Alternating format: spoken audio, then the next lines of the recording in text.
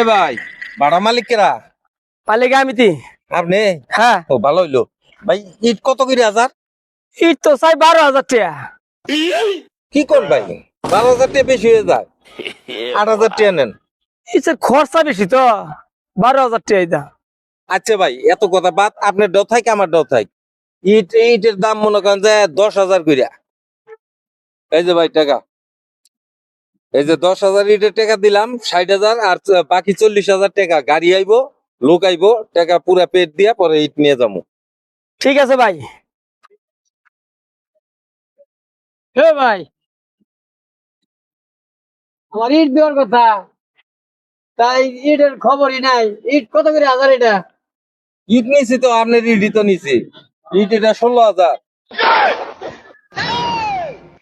এই 1,000 ইটের দাম 16,000 টাকা, কিছু কমায় নেন। আপনার কথা ভাই ভাই, আপনার চিন্তা আমি করি তো, বুঝতে হবো। আপনার কথা অন্য কেউ না ভাবলে আমি ভাবি। এই জন্যই 1,000 টাকা মালিকের কাছ থেকে কমে নিচ্ছি, 15,000 টাকা।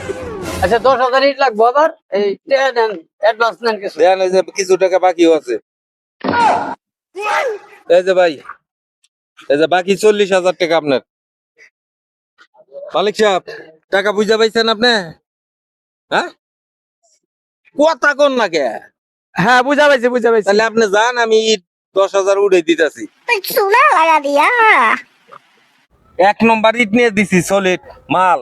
ঝড় বাতাস যতই হোক, আপনার বিল্ডিং এর কোনো ক্ষতি হবো না। ঠিক আছে, গাড়ি আসবো বিকাল বেলা, গাড়ি উঠে দিয়ে লগে থেকে। ঠিক আছে, আবার লাগলে কোয়েন কিন্তু। আচ্ছা, ঠিক আছে।